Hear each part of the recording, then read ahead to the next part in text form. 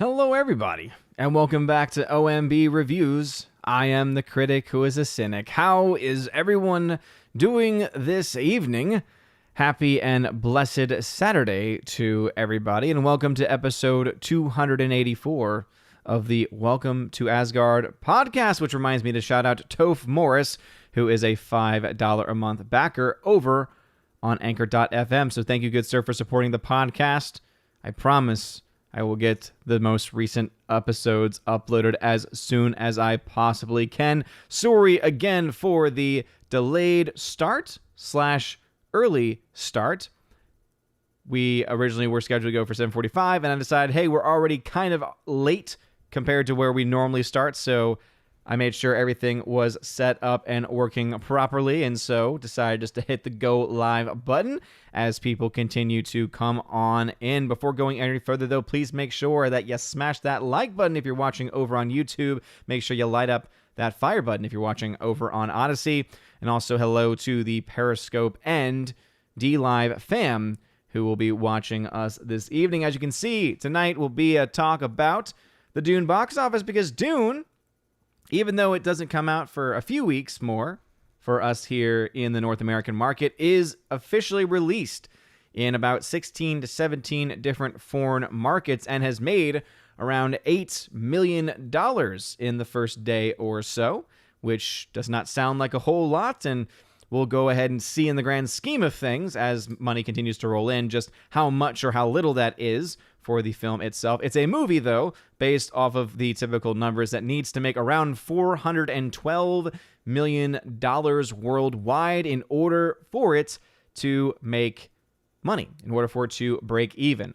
The biggest flaw with Dune is going to be the fact that it has a day and date release with HBO Max, which is why, probably one of the many reasons why, they are doing this delayed release internationally, trying to dissuade people from just waiting for a pristine copy to become available in the pirate marketplace. Obviously, there are still going to be pirate copies that are going to be available since it is officially out in theaters, but I know that there are a lot of people that would rather wait for a pristine copy if they're going to go that route than for the typical crap camera option instead. But as I mentioned, it will also be available on HBO Max, and my hope is, again, because you all know I'm a big fan of Denis Villeneuve, who is the director behind this film. I've been hearing early rumblings that the film is actually really good, that the film is actually a very good adaptation of the story, and that it's actually just a well-made film, which is not all that surprising as far as it being well-made, because it is indeed made by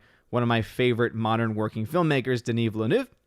And so I have a lot of confidence in him. I have not seen a bad film from him yet, again, just from my own perspective. And so until he lets me down with one, I will continue to have trust in the films that he makes. So we'll go ahead and see what exactly he's able to bring forth to us in the coming weeks as eventually it gets released here in the States. Let's say hello to some people in the chat, though, because it looks like the chat is looking a little funky over here, but we'll go ahead and wait and see exactly if it's popping up. There we go. I don't know why it's showing up as a different color. I don't know what's going on there, but we'll say hello to some people. What's going on? Matthew Highland says the EFAP Shang-Chi is great. No surprise there. Father Christopher Miller, hail to you, Father. Welcome, welcome, welcome. Yeah, so people got in around 7 p.m., but as I mentioned on all the social medias and also in the actual title itself, or rather in the actual time it was scheduled for, it was a later start. It's always amazing to me. I do all of that, and then there's still people who say, oh, late start today, eh? I see how much you pay attention to the things that I say. I do it on Discord too, for those that do not like the social medias, because at least Discord is not nearly as bad as those. We got Forever Sci-Fi. What is going on? Snorter Poop is Cuber. What is going on? Snorter Poop, it says, hello, humans and other quitters. What's going on? How are you doing? Just another red shirt. One of the persons that I was just mentioning Hail to you, good sir. Yeah, so for anyone wondering, I gave some details in the post on all of the various platforms, including the channel. And basically, my wife is out of town for the weekend, so I am alone with the dogs and with baby Thor. So that is going to then mean my full focus has to be on them. And baby Thor has a bedtime of around 7:30 Eastern, and so that is why I had to adjust to 7:45 just to make sure that little baby was taken care of exactly how he needed to be. Bruce, what is going on, good sir? Welcome back. Dolores Ed in the chat. What's going on? We got Slicer Neons in the chat. Hail to you. 13th Warrior, hail to you. Who is a member, says, anyone have any Nicki Minaj update? What a time to have ditched Twitter. I don't. It's interesting. Yeah, Nicki Minaj of all people. I don't think someone mentioned this on Twitter. I don't think anyone had that in their bingo card, that she would be embracing free speech platform ideas and anti-cancellation culture ideas at any point this year. But then again, when you actually are the victim of cancel culture and you actually start to realize, oh, all of those things that, that they've been telling me for years now about how if you are of a certain racial background, and if you happen to hold certain political motivations, or at least seem to be at least even willing to talk to those and hear those with a certain political persuasion, you become essentially depersoned. You don't really know that, I guess, until you actually experience it. So, hey, I will say I wouldn't trust her as far as I could throw her at this point, but hey, if this is going to allow her and for people that tend to follow her and take her opinion seriously, I don't know who those people would be, but hey, I guess they exist out there. My hope is that something like this can lead to some red pilling, some just waking up to what's actually going on in our world, and hopefully lead to a broader discussion about human rights. Because as I've mentioned on previous streams, everything going on with the COVID stuff has nothing to do, or very little to do, in my opinion, with my mind, with American rights or the Constitution. It is a human rights violation to either force someone or pressure someone via mandate or via punishment to receive a medical procedure that they, in many cases, morally have issues with. Ridiculous. Elizabeth Lyons, hail to you. Glad to have you here. Cold Era in the chat. Hail to you. We got Tina B, the Empress of the Universe, in the chat as well. Hail to you. I also see Stephanie B in the chat as well. Thank you all for being here. And as she always mentions, make sure you put @Odin at the very beginning of your comment. @Odin, no matter what platform that you are watching on, make sure you put @Odin.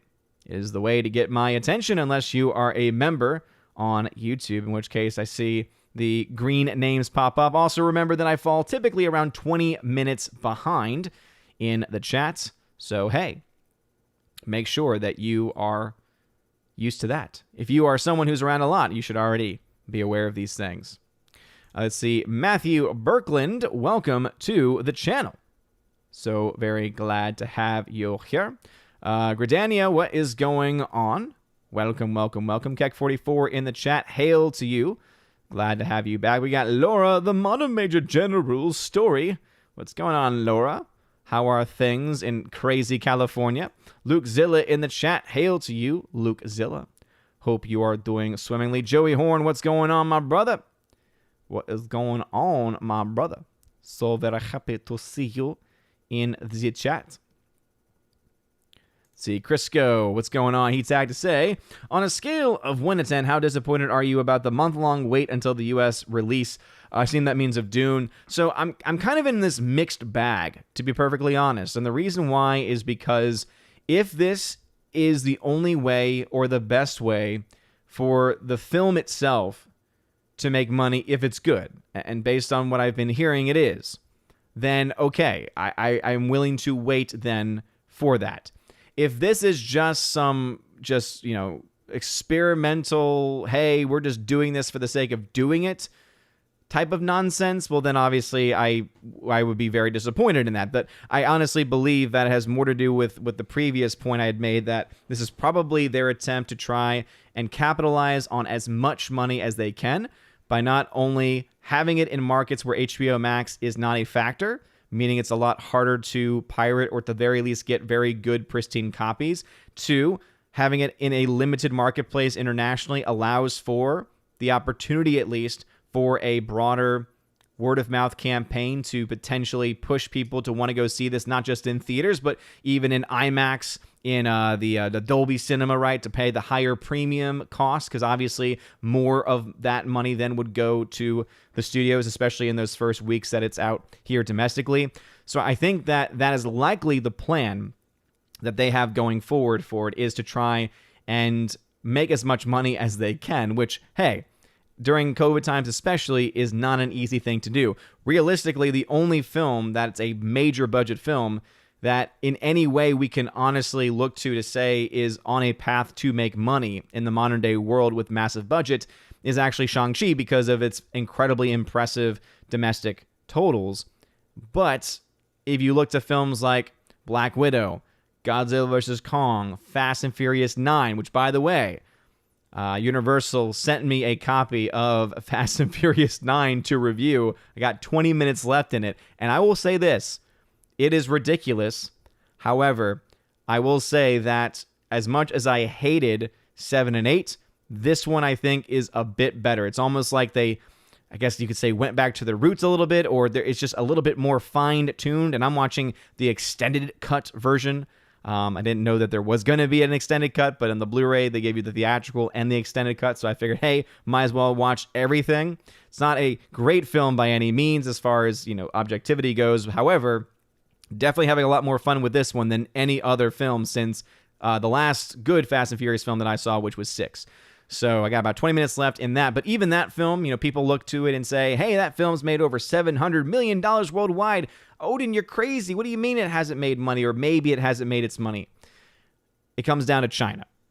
It comes down to China. It comes down to the fact that studios get very little from their investments in China. I believe they've made enough in other countries for that film to be one of the more successful movies, big budget-wise, of this film. But I've not actually I have not actually dove into those numbers yet in retrospect, because obviously there's been newer releases, and so that's kind of got my focus. But I do kind of want to go back and say, all right, let's look at the numbers. Let's look at what they actually made from these different countries and get a good idea of how much actual net gain, net profit the film likely made. But really it comes down to China, because they did incredibly well in China and they get incredibly little from that China split. Anyway, Thunderduck, what's going on? Thanks for tagging. Says, Guten Abend. Do you support the web cut from The Amazing Spider-Man and all the other hashtags pushing for releases? I will say, to be honest, not really. And the reason why is because I just find them annoying. I have no problem if these artists are able to get their visions of their films out there, and if they happen to be better, great. But I think that the best example that I can give for why I'm very, not really pro, release the whatever cut, is because, release the Snyder Cut 1, and we got 4 hours of Zack Snyder doing Zack Snyder things, which, basically, only if you subjectively like the Zack Snyder style, that's who it's made for. If you either like or are okay with the Zack Snyder styling, then you were happy with that release. When you're someone like me, where you're kind of, on all sides of it, you look to it and you say, wait a minute, this is just 4 hours of more just Zack Snyderisms and Zack Snyder wasted story. Anyway, Jay, what's going on? Chat already starting to jump on me a little bit, so I apologize if I'm skipping some people here. James Pond, what's going on? I saw Dune. It looks amazing, but it's not for everyone because it's slow and plotting. I don't think it will do well in the box office. That's the other thing, is that it's like 2.5 hours plus long, meaning it's going to have a limited number of screen time. Because in a movie theater, you can only have so many showings a day if a film is very long. So you have it very long. It's dealing with a very, I would think anyone, if they were being honest, would say this is a very niche market. This is not a global movie story by any means. This is kind of like a Blade Runner in a lot of ways, where it's got that cult following, I guess you could say. It's not going to really be something, I think, that's going to draw a lot of new people in necessarily. But if they're able to play their cards right with this foreign release the way they're doing it, who knows? Maybe it could work. We'll have to wait and see. Evan S., what is going on? Thanks for being here. Is the K-Man here? Twirly Wolf in the chat. What's going on? Mr. Roy, welcome back to the chat. Glad to have you here. Let's see. Andrew Hoyle says, read the book. I actually just started listening to the book because I had gotten it months ago. And then I just fell so far behind because I was listening to so many other things. And I think, a chapter in. I don't know exactly how it's working. It's the one where you have multiple people and they're like kind of giving it like an audio play.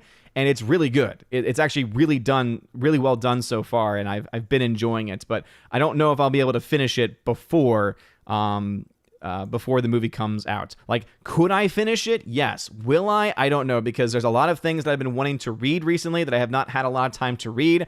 I'm full-time dadding this weekend, so it's going to be a bit crazy. There's Warrior says, woo, I love Dune. I only watched a few minutes of Andre's video. Now I can go see it with much less trepidation. Only the normal fears one has a treasured IP is produced. Yeah, apparently he said it was not woke, which is always a good thing to hear. Not something I expected, because Denis Villeneuve has never really gone down the woke route before. Not to say that he would not eventually or could potentially not ever do that, but it's just not been a part of his style before. He's mostly just been a good filmmaker and storyteller, especially with visuals. Orange Hat says, hello everyone. Thank God this was a later start. My kitchen ceiling tiles collapsed, so we had to do some repair. Today was stressful. I'm very sorry to hear that. Hope everything is okay. See, Laura Tag to say, I'm excited for the House of Gucci to finally come to theaters, so I don't have to see that horrendous trailer again before my movies. Okay, I was wondering where that was going, because I'm like, wait a minute, you're looking forward to that movie? Ah, yes. That makes a lot more sense. A lot more sense. And I feel you. I feel you on that. By the way, some pretty cool trailers dropped this week. Some final trailers, some updated trailers. Saw the new Batman trailer, and I think overall, I thought it was actually pretty good. I actually think it had the best tone of the Batman trailers to come out, because the issues that I had beforehand with, the emo looking Batman were a little bit under focus, which is a good thing, because of the style and because of the tone that they set. The music was a little bit different, so it wasn't as much of a slow, brooding trailer as like the initial one was. This one was a little bit more fast-paced, I guess you could say. I thought that tone fit it a lot better, so I'm actually a lot more excited for the Batman because of that, and it makes me pretty excited to see that. CW Trixie says, it was funny how Rags, who never saw the movie and was able to predict what would happen next and come up with better ideas for scenes too. Is this referring to Shang-Chi? I assume that's still referencing Shang-Chi. I always need context. Greta Zenner, what's going on, Greta? How's it going, girl? Thank you for being here. Appreciate it. Fedigator, what's going on? Greibel, what's going on? Welcome back to the chat. Appreciate y'all being here. See, Super Anime Gamer says, hey, what is up, my dude? What is going on? I would say that because that chat does seem to be hopping tonight, if you could please hold off on any long rants / novels in your comments, that would be very much appreciated. Most of y'all tend to do a pretty good job not doing it consistently. Every now and then I'm okay with it, but when it's like every comment is a novel and you know who you are, please hold back. Thank you. Fedigator, great FNT last night. Chris Rose was great. He would be an excellent on here. Dude, Chris Rose, so Chris Gore, I think is what you were trying to say. I was like, Chris Rose. I'm like, we didn't have Chris Rose, right? Chris Gore. No, he was awesome. He was awesome. He was a great guest, a very passionate movie fan. And even us behind the scenes were saying, we need to have him on again because of the way in which the discussion was framed. Because even though we fall typically most weeks into our normal, calling things out and being critical of, whether it's the culture or whether it's just Hollywood in general, it's also fun just to have like that nerdy movie discussion too. And it was a lot of fun. Slicer says, Nikki sure got hit with a big old red pill and is pulling no punches. We're safer and better of letting twits tear each other apart. Yeah, exactly. Because maybe, just maybe, some of them will learn once something happens to them. Elizabeth Lyons says, we were told at work that we have until October 1st to get the shot, or we have to test every single week. Well, Elizabeth Lyons, I would say to you, try and see if you can get an exemption at the very least. Try and see if you can get an exemption. And then also, too, I would say look up, it should be available on a site called LifeSite News. And if you look up LifeSite News, Kennedy Hall is the name of the person that's been behind the project. But basically, he has been developing, and I don't know if it's available for the United States yet, but I know he did it for Canada, where basically it's it's a form that you can print out and sign where basically you make your employer have to agree that, okay, I will do this, but you have to agree that you take any responsibility if anything negative happens to me after receiving it.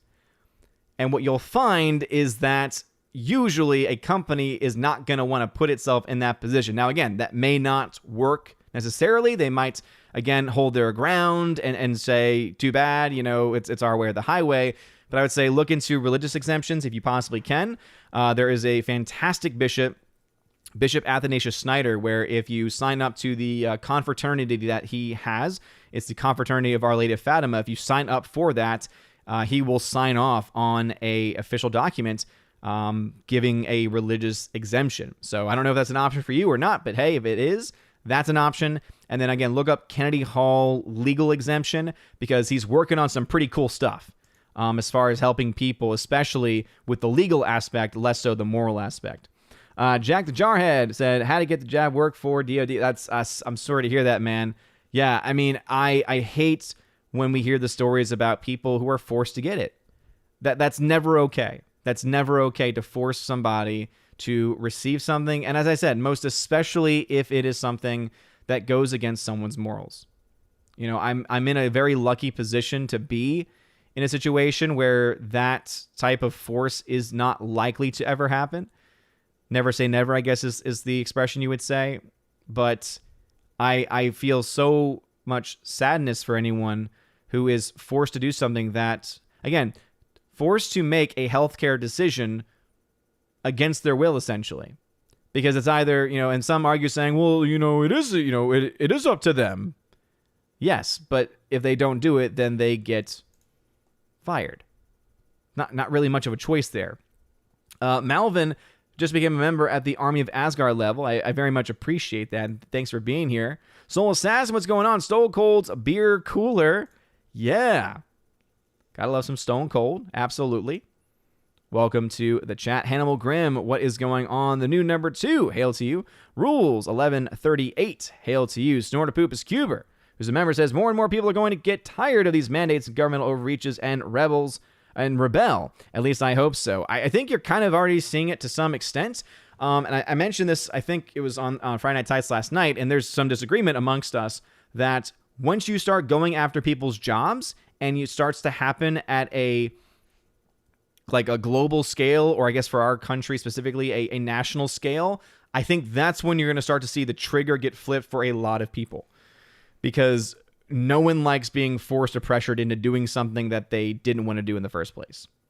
Gareth Tharp, I really want Dune in theaters unless the jab becomes mandatory. I may be watching on HBO Max. And that's the thing. Yeah, I mean, if your option is to basically be forced to receive a medical procedure or watch it HBO Max, in that scenario, I'm going to say right now, watch it on HBO Max. Like, if those are the options that you're given, HBO Max every day. It'd be awesome to see it in theaters. And obviously, I'm lucky, again, live in a state, in an area where that likely is not going to be a decision that I have to make by the time the film comes out. But, yeah, that's a no-brainer. That is a no-brainer. Yeah, and I know that the text looks a little bit different, so it's a little see-through as it gets through to the end. I don't know exactly what happened, but I feel like if I click away from this, the chats that I have are going to get lost. So I'd rather deal with that for now and see what happens from there. But anyway, Joey Horn, who is also now a member, he just joined at the Citizen of Asgardian level. What's going on? Says, I love these Saturday night live streams. Well, thank you, man. I appreciate it. Always have fun with these. Laura Story says, I just watched Jessica Chastain in The Eyes of Tammy Faye about the famous 1980s televangelist. I guess Chastain bought the rights for Tammy Faye's story years ago. I remember hearing about this when it was initially in development, so I did not know that it was available. And let me know what service that is available on, because that is actually one I'm interested in. I like Jessica Chastain. I think she's an incredibly talented actress. I actually met her in real life. I got to see her in a play on Broadway years ago. Daniel Thorne says, Pizza Time Odin turns into Party Time Odin when the wife is away.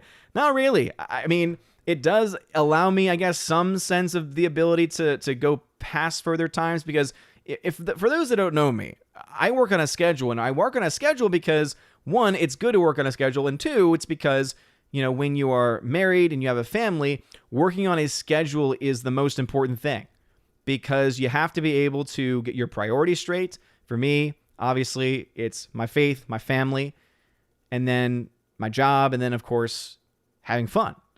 And so this is just a lot of fun. And I am always going to be able to, because I have a schedule, because the schedule is the way it is, dedicate time to having fun and having these great discussions and getting to hang out with you guys, which is also a ton of fun. It's a very important outlet for me, especially being much more of it doesn't seem like it, but I'm a very introverted person. So just being in a newer area for the past few years, haven't met a whole lot of people.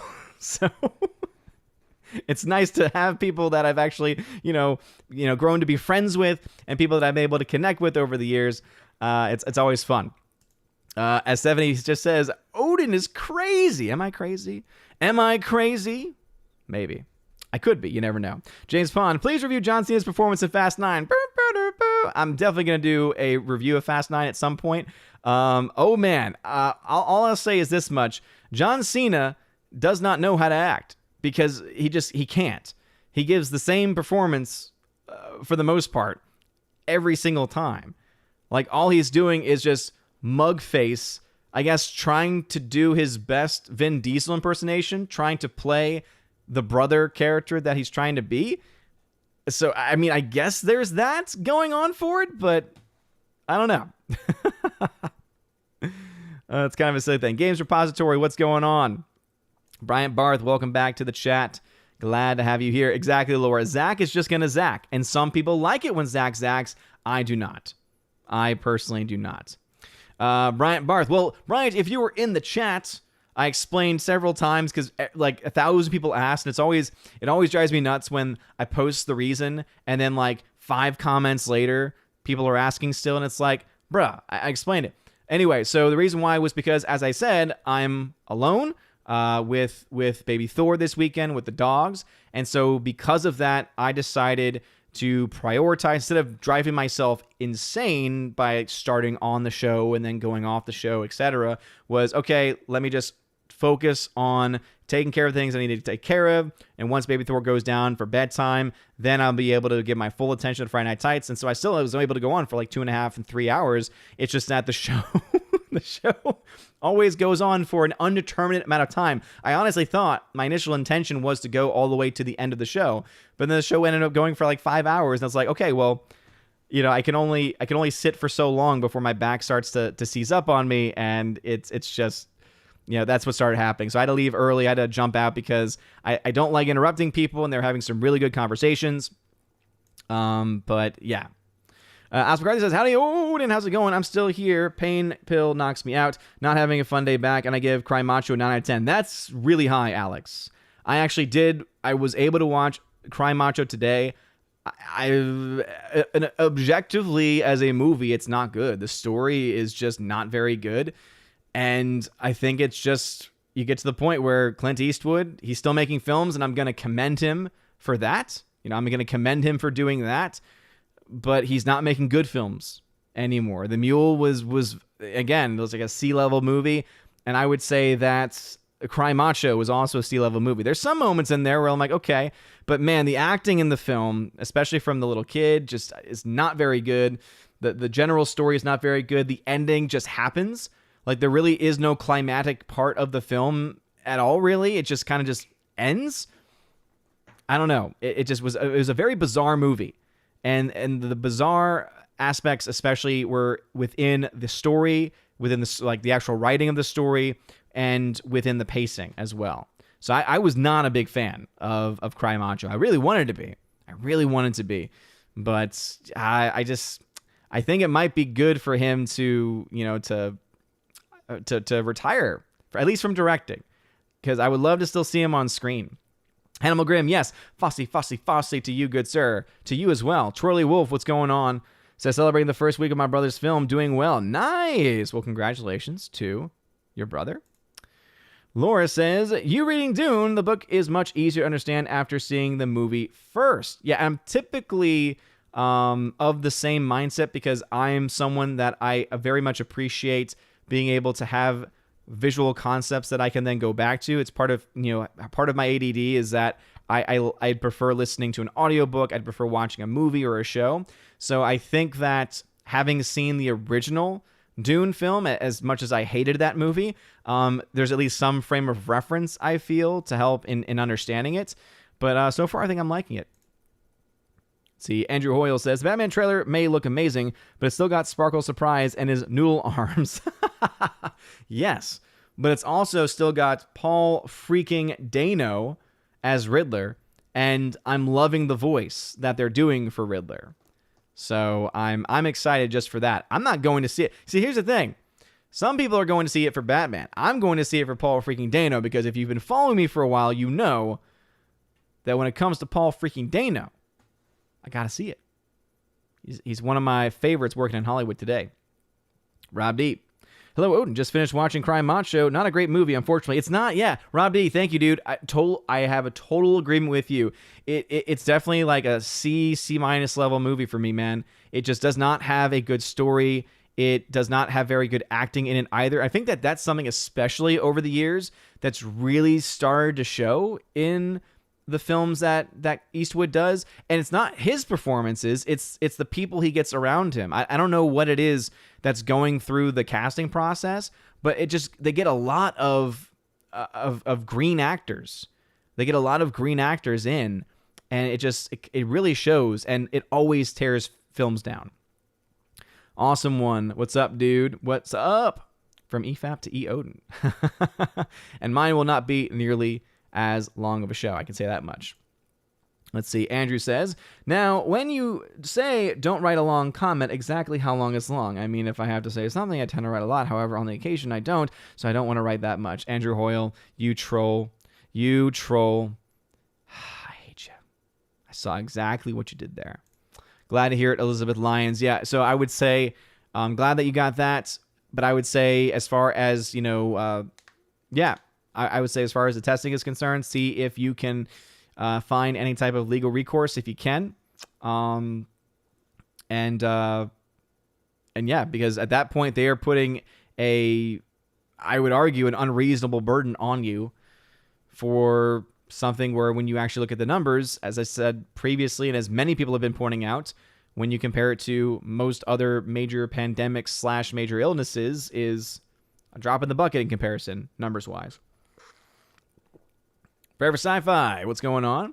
Forever Sci-Fi says, my company has not said anything, but I've decided I will accept neither the jab nor the weekly testing. And again, everyone's going to have their, for lack of a better expression, their hill to die on. And I think that for me, testing is also another one of those places where I'd be like, no. And for me, it comes down more so to, I don't want any record in any one system saying whether I was ever negative or positive. I don't want that, at least when it comes to this, because I have seen way too many things, have read too many things to put any trust in the current systems that are at play. If it was something where I could take a personal test and know the results myself, and they were going based on like a trust system, okay, yeah. But yeah, no, thank you. The main test, the one that's the most effective, that takes hours to complete. I think it's the PCR testing that they're still doing for that, which even the creator of the PCR test even himself admitted, yeah, well, you know what? You can kind of find the results you're looking for if you know what you're doing. It's like, okay, yeah, no, thank you. Judge of the Retro says, I can submit anything I want, but if the company decides that I'm actually putting them in a difficult position, they can terminate my at-will employment without reason. Yeah, at-will employment's always a very difficult thing. I myself am a part of something like that as well. Yeah, it's tough. It is very tough. That is for sure. See, Lance Mala, what's going on? When's the next episode of the OMB Report? I honestly don't know, man. It's not that I don't want to do it. It's that I don't have time, to be perfectly honest. I get up in the morning and I have time usually to do my daily video for the main channel, and that's pretty much all I got. When I'm working during the week especially, I have just no time at all during the day with the way things go. Because again, as I've mentioned previously, I'm a schedule kind of guy. I'm just on a schedule. And unfortunately, there is no time right now in the weekly schedule for OMB Report at this time. I'm definitely am willing to try and work as best I can to try and get some more OMB reports on weekends when I have a little bit more time, but even those can be a little complex from time to time as well. So I really want to put something out. There's a lot of stuff to talk about. Again, it really comes down to a time based on what I'm already committed to. Adding extra time really isn't in the cards, at least at this point. But thanks for asking, man. It's not that I don't want to. It's not that the channel is done. It's just that it's about timing at this point. Let's see. Ernest Rojas, what's going on, dude? Welcome back to the channel. Super then says, definitely I would love to see Chris Gore again. I think it'd be awesome to have him and R&B on the same time, just talk fan favorites. Dude, that could be a great show. Yeah, just to talk about, we all come up with like our top 5. You can even have that. It would be a really cool idea. Again, I might suggest it, but obviously y'all can suggest it as well if you're fans of FNT, to say, hey, maybe you have like a once a month show where you have R&B and R&B and Chris Gore on, and every month it's we have to come up with our top, like among the news of the day, also talking about the news of the week that we talk about. We have to come up with like our 5 favorite films or actors or, genre, like anything like that, where it's a rotating thing. I think that could be a lot of fun, and can have like at least one episode a month where even if there's something great, crazy going on, which we'll talk about, there's also at least going to be a portion of it dedicated to, things we love. I think that's incredibly important to have that part of it as well. It's always fun when we're able to do so. All right, Snortopupus Cuber says, so far Florida is holding out against this nonsense, but the disloyal opposition is pushing hard to win the next governor's race. Yeah, and that's why a lot of people are wondering, should the governor of Florida run in a presidential election or not? And a lot of it has to do with the fact that he seems to be a pretty popular guy in his state, but if he was to step away and someone else were to basically, run in his place with a similar platform, would they be able to do nearly as well? Again, having different people, different personalities can sometimes be different, can have an impact, right? Let's see. Fedigator tagged and said, did you see the scenes of freedom out of Australia look like scenes from... And then that's all that it says there. No, I've seen some... I think I saw the one where it was like they were pushing and then one of like the cops like threw a punch or threw something, and then like it just became chaos. I don't like violence. I'm just gonna be honest. I don't like violence. I am not a fan or a proponent of violent protesting. I was against it when BLM did it all last year, and I'm still against it now. And I understand that a lot of people get to the point where they feel like there's nothing left that we have, but when you think about it, all that's doing is creating more tension amongst peoples, and it's not changing anything. It's kind of the mentality that some people had, because obviously we know the media and others have tried to make the events that happened on January 6th more than what they actually were. But there are some people who were there who honestly thought that what they were doing would change the outcome, like would be able to somehow take over. And that is something where when you delve into something that is completely unrealistic and something that is not going to actually change anything, I think that at that point it becomes actually worthless violence at that point. Anyway, someone was mentioning, I think it was in Australia. Again, I haven't seen everything from Australia. There was just one video I saw on social media, and it was where you had some clashing happening. That was the one thing I saw. I don't know if that was in Australia or not. I didn't know what was exactly being referenced there. Anyway, Evan S. tagged to say, so maybe Thor was the reason why Odin was late for Friday Night Sights. Yes, indeed. Actually, more so, it would be Freya for not being here like she normally is to tag in and tag out. Laura says, I saw The Eyes of Tammy Faye in the theater, but Google says it's on Hulu. Okay, very cool, very cool. Crafty Tag to say, WB still haven't ever released Harry Potter extended editions. Are they the dumbest company out there? That's the thing, though, is that are there really any extended editions that exist, like to any degree that it would make a difference? Because I think they have released their 4Ks and Blu-rays with behind the scenes or deleted scenes, but deleted scenes themselves don't necessarily indicate that there's this amazing extended cut that changes the film so much that it makes it better. You know, it's not like a Lord of the Rings where you have like 2 hours worth of extra footage where you can then add that on and have a true experience, you know? So I don't think it's that they're dumb. I just think that the stuff doesn't exist.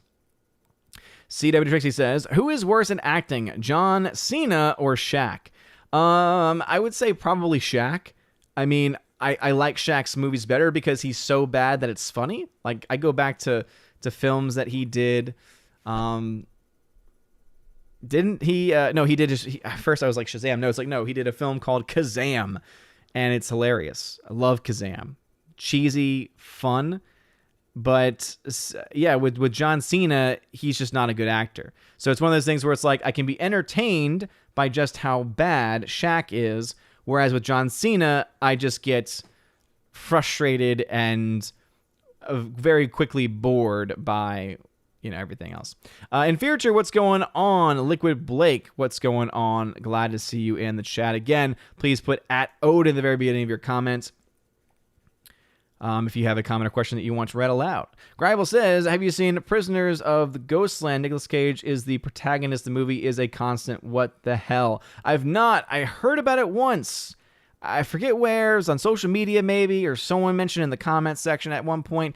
Have not seen Prisoners of Ghostland or know anything really much about it. But Nicolas Cage being crazy is always a good thing. Daniel Thorne, it is Responsible Dog Owner Day. How are you being a responsible dog owner? Well, I've fed my dogs, and they are now in their beds sleeping. So I guess that's how I've been responsible. They also have medicine that they take, and I made sure that they got their medicine. So there it is. Joey Horn, is a member, says, so was Trouble with the Curve the last good Eastwood film? It might be. And even that film was kind of like, that was more of like a B minus level. By the way, Babo Yogi, thank you for stopping by over on Odyssey. I very much appreciate that. But let me try and just look up real quick to see what films he has had come out over the past several years. Because, again, the last one I saw was The Mule. And I think that was the last film he had up until now.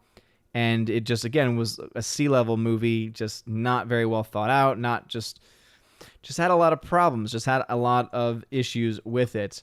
And Trouble with the Curve, though I don't think it was a great film, was definitely on the better side of things, for sure.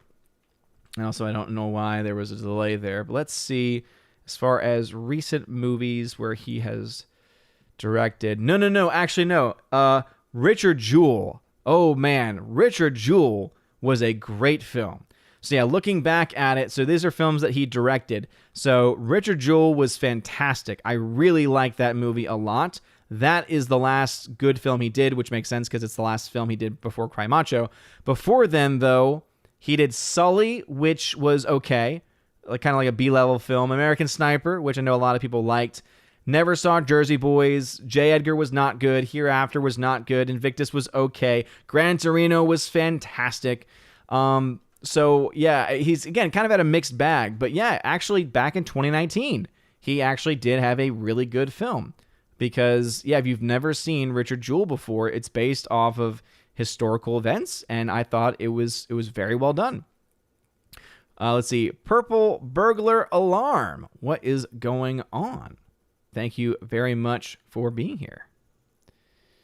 Let us see.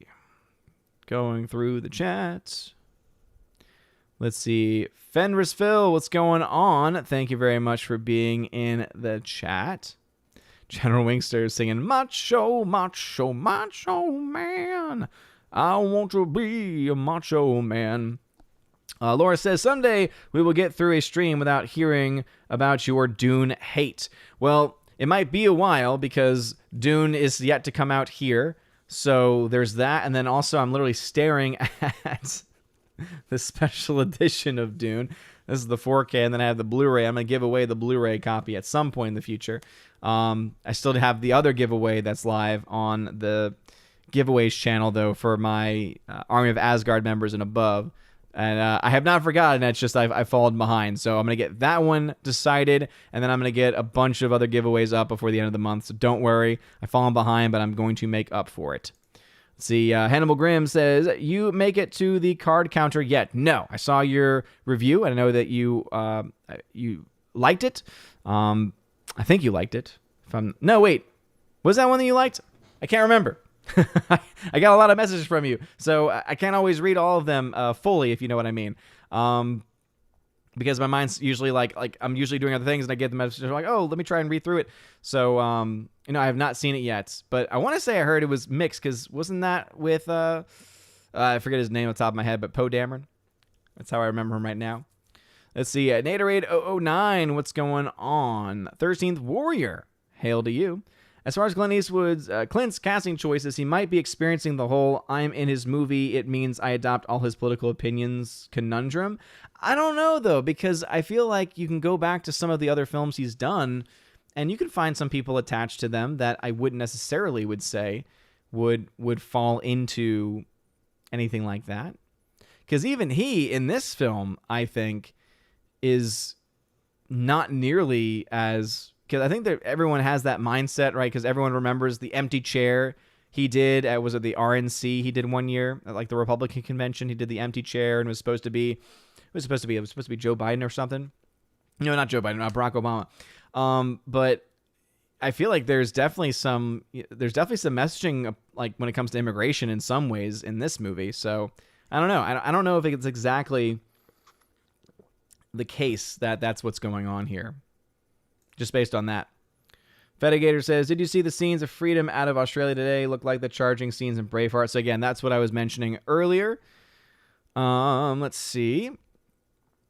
Again, Stephanie and Tina, thank y'all both for being here. Appreciate it.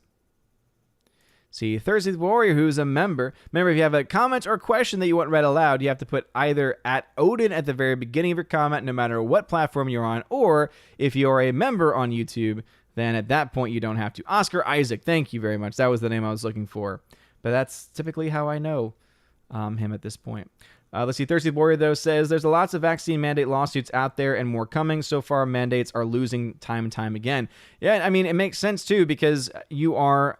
in the general principle, you are forcing someone to do something that is a hindrance, right? You are having someone and forcing someone to do something that can cause things like, obviously, stress, psychological harm as well. Because, again, if you are in a position where you are told, hey, if you don't do this thing that you have a moral issue with, you're going to get fired, that creates a very toxic work environment. So I think I'm not surprised that that's what's happening, and I would not be surprised if, when all things are said and done, you have a Supreme Court ruling about this type of thing.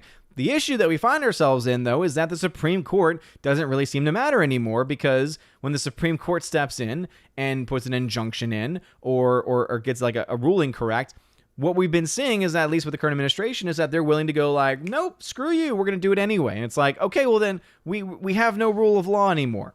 We have no structure. We've now gone past the different branches of government, when one branch, which is meant to keep the other in check, is going to then say, screw you, we're just going to do it anyway. That's a bit of a problem. And that's why I'm liking what I'm seeing at the local state level, because that's what needs to happen. It's the governors of states that need to step up and say, no, you're overstepping your bounds. We're not letting you in. We're not letting you do this. If you and your federal buildings on our state grounds decide to start doing this, we're not going to let you. That's what needs to happen. And I think that's why you're starting to hear more and more talks about things like secession or, peaceful divorce or whatever it is that you want to call it. But you're hearing more talk about that now, I think, because of the fact that you have an out of control, the federal government's been out of control for decades now. Whether it's the massive spending, especially on military, as far as our wars and foreign interventions are concerned, or whether it's just the fact that no one follows the rule of law. You've had this big wave that's been building of people being pushed in these different directions. Chicago Box, what's going on, man? Welcome. Awesome one. Thank you for being here. Appreciate it. Just another red shirt. Hail to you. Thank you for being a member on the channel. It says, defense of self and family is a special case in which violence is always and must always be an option. And again, obviously it depends on what kind of defense. And this is something that I go over in morality with my kids, is when you're talking about actual self-defense, punch coming right at you, you then are fighting back to stop that punch, right? And in the scuffle, right, you harm that person.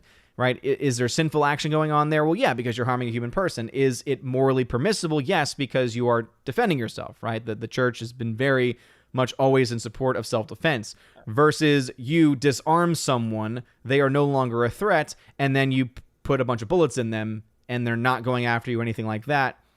I don't care what the law is in your state. I don't care what the law is in your state, because moral law is going to trump any other law in existence. If someone is unarmed and has been taken care of and is still alive, and then you decide to pump that person with bullets because they're on your property and the law says that you can do that, I don't care. That's murder. At that point, that is point blank murder.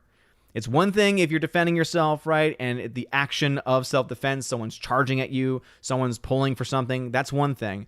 But in that situation, no, that would not fall into it. And I know that not everyone maybe will agree with me on that. Not everyone's going to agree with me on that point. I understand that.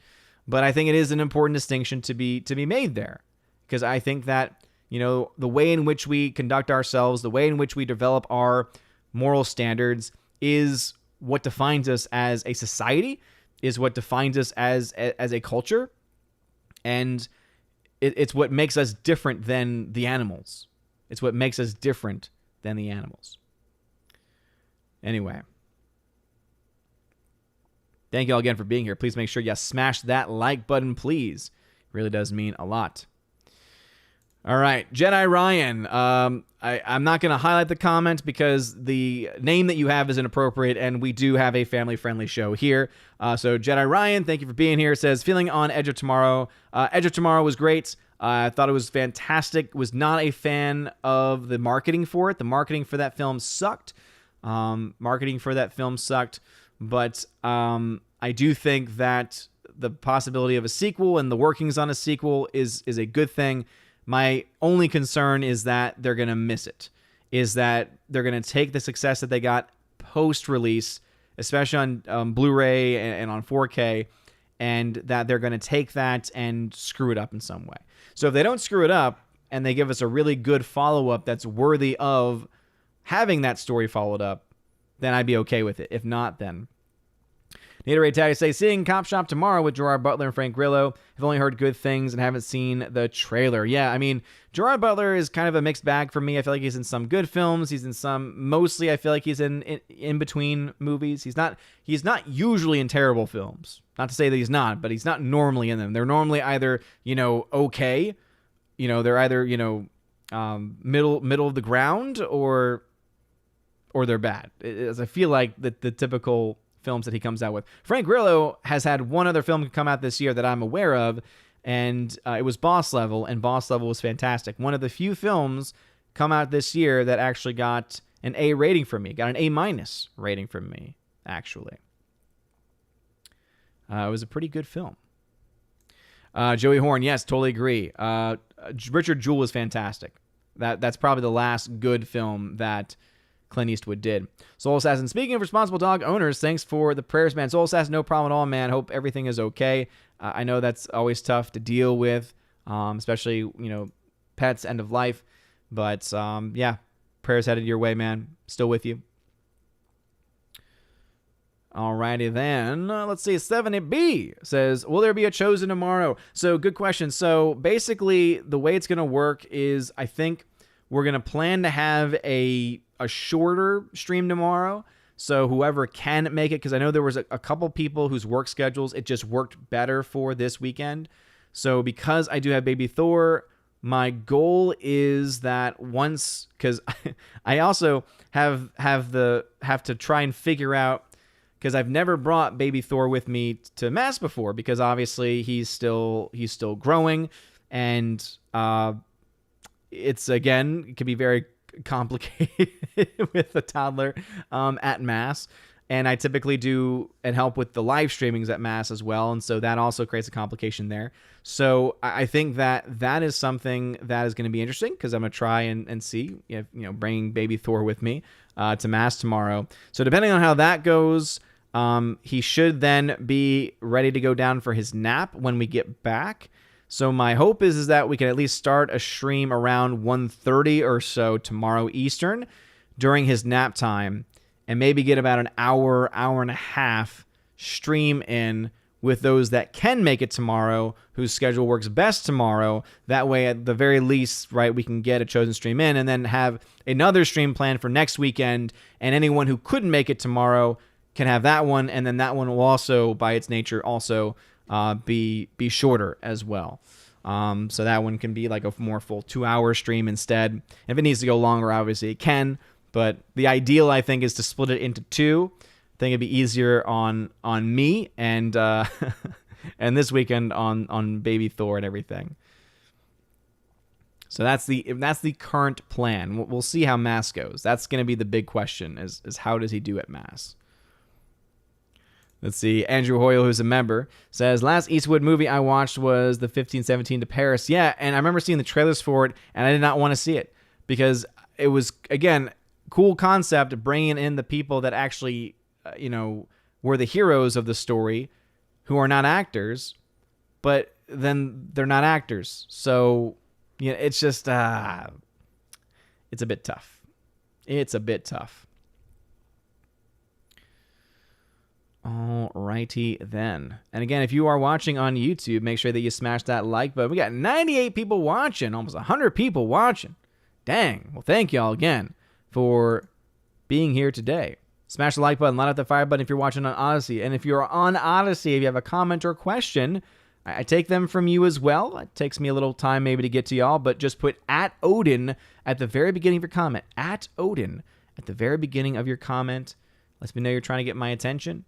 And again, I fall about 20 minutes behind or so please be patient. Hannibal Grimm says, I liked it. It's a hit or miss for a lot of folks. Okay, yeah, that's basically what I've heard, is that the one I saw was that it was a bit of a miss, more so than not. Rhaegar Targaryen, I think, is fully fleshing it out to say it's Oscar Isaac. Usually remember him as Bad Apocalypse before Poe Dameron. Yeah, and it's sad too, because he's actually a really good actor. I don't blame him for the Bad Apocalypse. That's purely on the director, because the director saw that performance and either asked for it or at the very least greenlit it. At the very least put his stamp of approval on it. And then that's the thing you always have to remember when it comes to bad performances. In many cases, there are times that you can blame both the actor and the director. There's some cases, though, where someone has the capacity to do better work, and then that it's more so on the director. When, you think about some of the worst takes, and this is why people talk about Nolan, right? Christopher Nolan, who is definitely a very talented filmmaker. There's no doubt about it. However, The Dark Knight Rises, not a very good film. Lots of issues, lots of problems. And one of the things that I point to as being one of the bigger problems about why Nolan is far from a perfect director is because that death sequence with Talia al Ghul exists. And if you don't know what I'm talking about, if you've never seen that scene, look up Talia al Ghul death. He let that happen. He said, oh, that's perfect. That's exactly what I want. It is one of the most cringeworthy deaths that I've seen in a major, big budget comic book film. Was that death. It was terrible. It was awful. It was one of those stereotypical, like, now I'm dead. Ugh. It's one of those kind of deaths. And it was cringe. And that's not on her. That is not on her. Because she actually is a talented actress who's done a lot of other things. That decision was allowed by Christopher Nolan. Talia al Ghul. The new number 2. Okay, let's talk about the elephant in the room, your old chair. Haven't done anything with that yet? No, I haven't. There's tons of elephants in this room, baby. I mean, there's tons of elephants in this room. Not actual elephants, but I mean, as far as just the room itself not looking very tidy. Laura says, Oscar Isaac was the only good thing in Snyder's god-awful Sucker Punch movie. Yeah, I think that definitely would be a fair assessment, at the very least. Andrew Hoyle, thank you for the correction. Yes, I meant Joe Bracco Biden. Yes. Thank you. I'm glad that we were on the same page with that, though. All right, let's see. Rob D. I feel like Oscar Isaac would rather do a movie about Oscar Mayer hot dogs than another Star Wars movie, and I feel that a lot of people, if not most of the ones involved in the sequel trilogy, would probably feel the same way, if I had to guess. Evan S. Odin is now singing The Point of No Return for Fan of the Opera. Maybe. Daniel Thorne. Sad to say, with mandates making people quit and supply chains break down, is it a good idea to pick up a Christmas presents and Halloween stuff early? Really depends on you, dude. That's all it comes down to. We can only make decisions for ourselves, and that's kind of what this whole thing is all about, is about trying to let and allow people to make decisions for themselves. We, as humans, have a conscience, and that conscience gives us the ability to make choices. And unless the choices that we make are against the law, and for me, when I say law, I mean against the natural divine law, so killing an innocent person being a great example of that, right? Then it is something that we should be allowed to choose, that we should be allowed to make as a choice. When you try and mandate morality, when you try to mandate decisions that in and of themselves are either morally neutral at best, you have some issues. Because a vaccine in and of itself is morally neutral. It does not, it's not a morally good or morally evil thing in and of itself. Now, if you dive into certain vaccines that exist and the history of how they were tested, how they were developed, then you do have some instances where there is what's known as the remote cooperation with evil, which is the moral qualm I have with all current vaccines that are available. All of them, every single one for COVID, specifically deal with remote cooperation with evil because all of them either had used aborted fetal cells in their development or in their testing.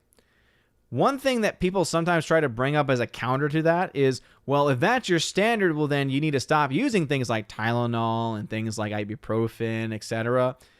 And what they don't realize is that, well, no, because these things were developed way before they started to use the type of genetic testing that they're doing now, using these cells.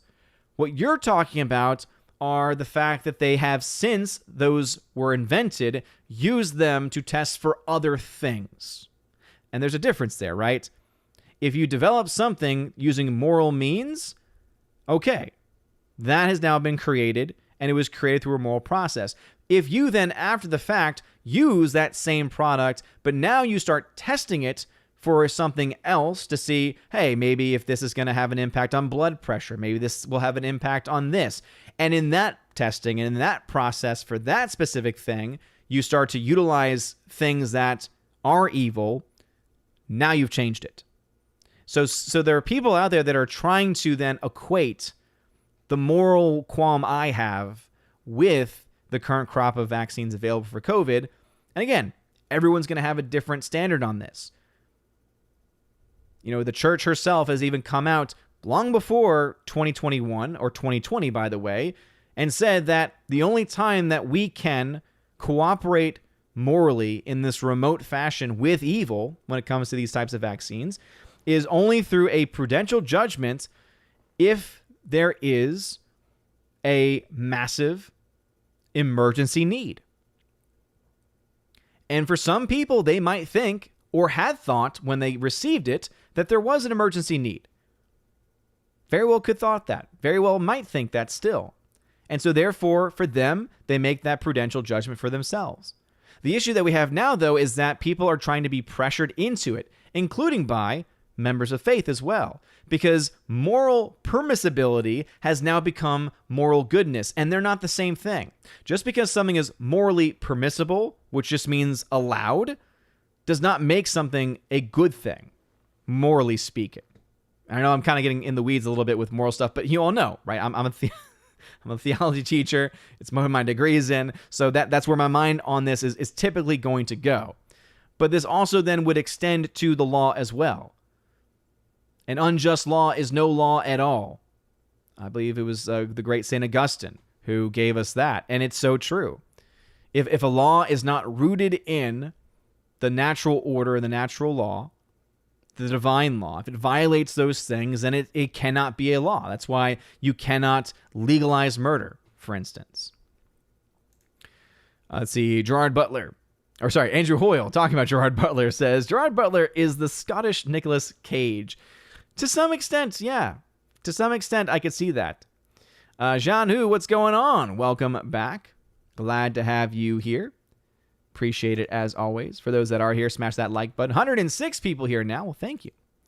Kara Tharp says, I will not comply. One of my main reasons for not getting the jab is a drug allergy. That's the other thing. Kara, thank you for mentioning that too. And I'm sorry that you have one, because I imagine there are a lot of things that really would benefit you that you can't get because of this allergy. Is that there's almost no discussion in any of this stuff. There's almost no discussion about those that actually have medical reasons why they can't receive these. So are they not allowed an exemption? Are you then going to either force them to test weekly for something that they have no control over? Because when you start to do that, you now start to punish people because of something that they have no control over. So if it's either that case, like you just shared, Carl, again, being forced to do something because they would still say, oh, well, if she can't get it for medical reasons, then she still has to get tested every single week. It's like, okay, so are you going to cover the cost of that testing for something that is not her fault? Are you going to cover the cost of the testing? Are you then going to be able to make up for any discomfort?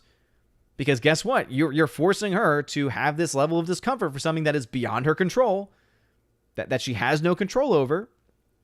You can also do the same thing and bring in the same type of argumentation, though, when it's from a moral standpoint. Oh, are you going to treat someone differently because they have a religious exemption? And then the real question is, does it depend on what your faith background is in how you're treated? Because I'd be very interested to see if people of certain religious backgrounds who have the same type of objection would be given more leeway or more grace than others. It's a question I think that should be asked. James Pond says, Boss Level and Cop Shop share the same director as Joe Carnahan. Okay, good to know that. Good to know. Should be a fun time then, if it's anything like Boss Level was. Naderade agreed and said, Boss Level is my 5th or 6th best film so far this year. It's definitely in my top 5 as of right now. There haven't been a lot of really good A-level films. So, let's see. Elizabeth Lyon says, crying babies are fine in mass. Here's the thing. Elizabeth Lyon, I totally get it. Yeah, it's definitely a sign of community. It's also a sign of your community growing. You know, I'm a traditional Catholic, is how I would pretty much identify myself. And there's a great saying that I believe it's the great Dr. Taylor Marshall, who I first heard it from. I think he heard it from someone at some point. But anyway, he said the phrase, if your church ain't crying, it's dying. And there's a lot of truth to that, right? If you don't have a lot of young families having lots of kids, passing on the faith to their children, the next generation, and growing up in the faith, well, then guess what? Over the years, eventually you're going to have aging demographics. That's why if you go to a lot of these, older 1970s Novus Ordo parishes, you're finding that a lot of it is a lot of older people for the most part. And not as many young booming families. And again, it's not to say that it doesn't happen, but it's just not as common when you compare the two together. So it's not about him crying that I'm concerned about. It's more of I'm going to have to bring a snack. What's going to happen with him eating that snack? What toys am I going to bring that will keep him entertained, but also won't cause a distraction? Do I go directly to the cry room, or do I try and work things out? Also, I don't even know if my church has a cry room necessarily, because it's a little bit of an older style basilica church. I know that there's like a daycare they have during mass time that I think they're just starting back up.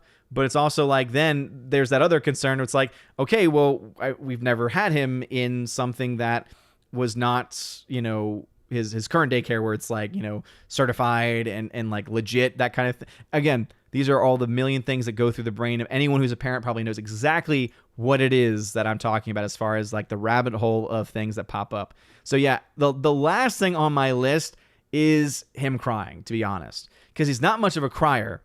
He really isn't much of a crier.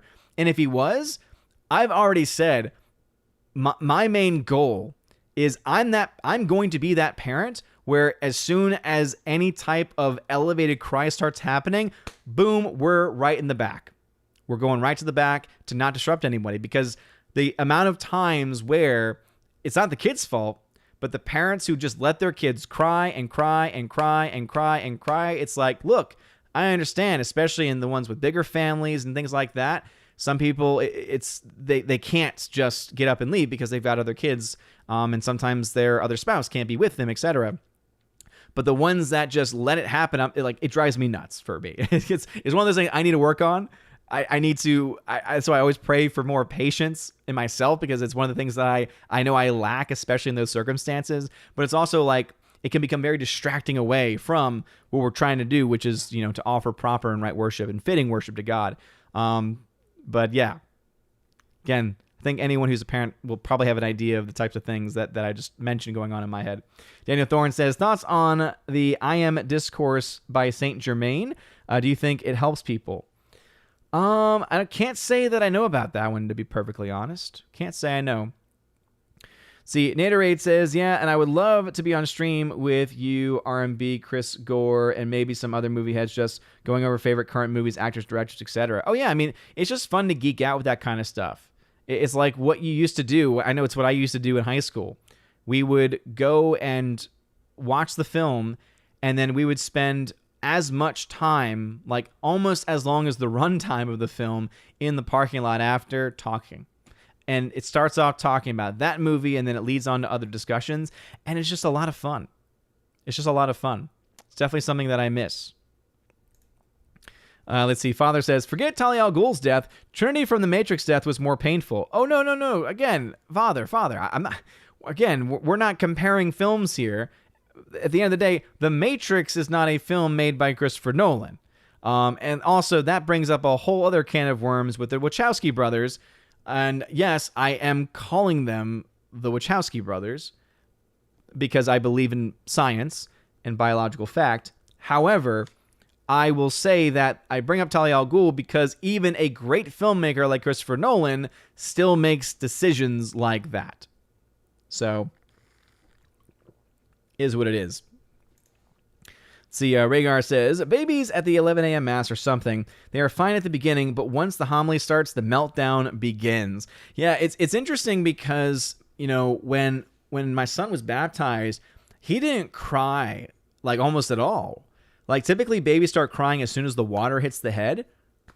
No, didn't happen. There was a point where he had to have, like, his face covered, either because he was getting dried off, or it was a part of, like, the general, like, ceremony. That's the only time he cried, because he didn't want to have his face covered. He wanted to see what was going on. And this was when he was, by the way, he was, like, days old. It's one of those crazy things where I always forget about it, but yeah, my baby boy was baptized within the first 2 weeks of his life.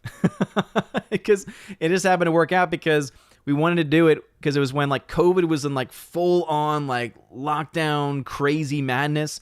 And so we wanted to at least have the grandparents, our parents there. And it was this time when her parents were leaving, my parents were coming in, and this crossover only had a certain length of time where they would all be there together. And so it ended up being within, like, the first couple weeks. Pretty amazing, actually, that we were able to do it as quickly as it was. Wake Down says, I finally caught you alive. Wake Down, welcome back, good sir. Yes, indeed. Yeah, there's a lot of people that usually would come in towards the end of my streams who I think are going to be like, wait a minute, what are you doing still live? Well, I had a later start today. So, yeah, I think we have about 15 minutes. I would still want to try and keep this around an hour and a half. So we got about 15 minutes or so based on the clock I have here. Because even though obviously there's no practical reason for me to get off the stream, I do like to end my night with a bowl of ice cream, and I have 20 minutes left of Fast 9 to watch. Which, just for the record, is a reminder, shout out to Universal for sending me a copy of Fast 9 to review. And I will say, as I've mentioned earlier in the stream, it's not as bad as 7 and 8 were. Because 7 and 8 were atrocious, and then Hobbs and Shaw was also atrocious. This one's not good. But it's also not terrible either. By the way, got a couple super chats coming in from the Rookie Critic. Rookie Critic, how's it been going, man? So glad to have you here. He says, good movie this year, Pig, starring Nicolas Cage. I agree to a point, Rookie Critic. I think there's so much to like about that movie, but there's one key element that destroys it for me. The cinematography is terrible. The cinematography has so much completely pointless shaky cam during moments where there doesn't need to be, where it's so hard to see what's going on. And normally it's a lighting thing, right? Normally, you can't see these things because of the lighting being bad. It was because of the cinematography being terrible. And I know that Laura knows what I'm talking about because she even warned me before going into it, saying, by the way, there's something that's like a big pet peeve of yours that's going to drive you nuts. And I wanted to go see it. I'm like, oh, yep, here it is. Drove me insane. I think everything else was okay. Because, again, the direction was not a problem. The writing was not a problem. The acting was not a problem. It was the director of photography who was a different person. So, yeah, it has, Rookie, because I saw you in the live chat, it has nothing to do with the director's first film. It has everything to do with who they got to be their cinematographer. That was where the mistake was made. They could have spent a little bit more money, I think. Or, at the very least, the director could have said, yeah, can we not do all the shaky cam, please? Thank you. Evan S., worse than Jean Grey in 8. I don't know about that.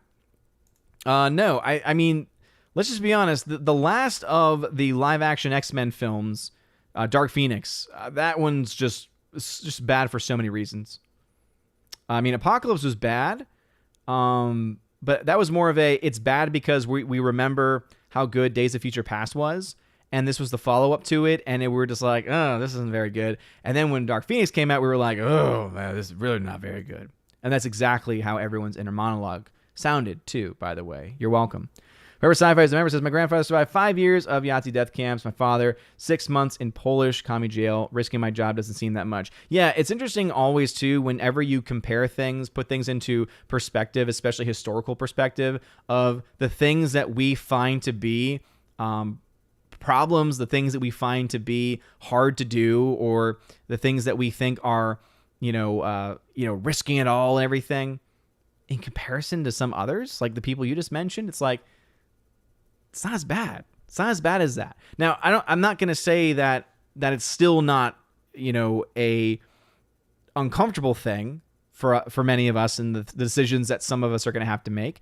And again, I'm thankful every single day that I'm not in a position that likely will ever reach that point. I'm actually dealing more so with the other issue of, the church at the very least, really contracting. And that's really, I think, the danger where I am, is that even though I'm kind of protected from these external forces that are impacting a lot of other occupations, and especially public schools, I'm kind of shielded by that. However, the other issue that we have is the church, as far as the numbers are concerned, is contracting, which means numbers are contracting, which means money is contracting, which means it's getting smaller, which is not inherently a bad thing, but for being, in a field where many schools and churches and parishes are being closed every single year, that's where my issues can pop up. New number 2 says, it's a good thing you're wearing a dark hoodie. If it wasn't for that, we wouldn't be able to see anything on screen. Yeah, that's right. I'm trying at times to lift up my arm so that way it can fill in some of the letters there. And as I said, I apologize for that. I would fix it, but the issue is that if I click away from this chat screen, there's a whole history of messages that would be lost, and I don't want that to happen. So let's see. Anonymous, hail, he says. Well, hail to you. Thank you for being here. Thirsty Warrior, who's a member, says, the left says healthcare is a human right. Also, doctors should not treat the unvaccinated. Exactly, right? Yeah. It's amazing the amount of, there's always hypocrisy, but it's amazing just how far they have gone in the level of their hypocrisy. Because guess what? They also say, my body, my choice. When it's not even their own body that's at question there. Let's not talk about the fact that there is a separate, unique human life with its own unique set of DNA at the moment of conception. Let's not talk about that. But no, yeah, that somehow fits the my body, my choice narrative. But if we flip that around and use the same logic in the same way when it comes to, the vaccines and the mandates, oh no, we can't say that. It's different. Okay. Yeah, because that's right. When you say it, you're actually talking about a separate human life that's being killed. Whereas when I say it, I'm talking about, morally wanting to resist something and also not wanting to be forced to do something that's against not just moral principles, but also, for many of us, against our conscience. And not just conscience in a moral sense, but also hey, there's a lot of things I don't know yet. There's a lot of stuff I'm still learning. We don't have any real long-term, trials or long-term effects. Not to say that there are any. Again, I am not a doctor. Please consult your own doctor. But all of these things that come out and are developed always have, years upon years before getting any type of authorization or approval. And it's because they don't know, and we don't know, long-term impacts. So for them to be trying to push that, it's insane. Just logically, it's insane. Baba Yogi over on Odyssey says, funny how my body by choice is being flipped when it concerns vaccines that do not destroy the virus. Vaccines generally stop or destroy communicable diseases, i.e. polio, rubella, measles, COOF. Vaccines don't do that. Well, here's the thing, right? Like, essentially what we have here is just another variation, because I wanted to look this up because I wanted to have the accurate response to this. And I honestly did not know this. Because I never really got the flu shot. Because I never felt I needed to, because I have a pretty good immune system. I've only gotten the flu once in my entire life, and I got through it pretty quickly, but never really gotten it. But the flu shot is actually a vaccine. And I was like, okay, I guess that makes sense. But again, I didn't really know much about it. What we have here is just another version of that, because now with all of these variants that are coming out, and there's more variants on the way, all that we're going to be left with then, if we were just to step back for a second and be logical, is, okay, how about instead we try and look at the numbers and then say, okay, which variant is going to be the most prominent this year, and then have it as like a flu shot type mentality, where again, you're not required to, but it's a choice. Isn't that a convenient thing? Isn't that a novel idea? Philly to Hobbit. Alan, what's going on over on DLive? Evan S. says, a list of things of signs of weak Catholicism by St. Bernadette Subaru on Telegram. It's worth the search. On Telegram. Interesting. Is there are Catholic telegrams? Evan S., I don't know how you can contact me, but let me know more about that, because I'm always interested in finding out other ways to deepen faith and discussions. Tayray88, what's going on? Welcome to the chat. Let's see. 13th Warrior, who's a member. It says, asymptomatic spread has been shown to not be a thing. Go back to temperature checks, you morons. Yeah. Remember how that was pretty early on, too. They had determined that asymptomatic spread is very, very rare. Obviously, statistically, it's going to happen at least once. But it's very rare. It's very uncommon that happens. And yet, yeah, it's insane. Again, as everyone has been saying, it's like, no, this is just all insanity. Because it's all fallen under the false proposition of trust the science, which in and of itself, the way that they talk about it is anti-science. Because science itself is a cycle, right? You develop a hypothesis, you test for it, you see your results, you develop theories, and then you test them again, and again, and again, and again, and it's ever rotating. It's ever growing. So the ones that are like, trust the science, this is what it says. It's like, okay, but guess what? That means that in a year, when we know more, because we've done more testing and we've done more study, that this either could be wrong or could be not as bad, or there's something that we didn't even consider beforehand,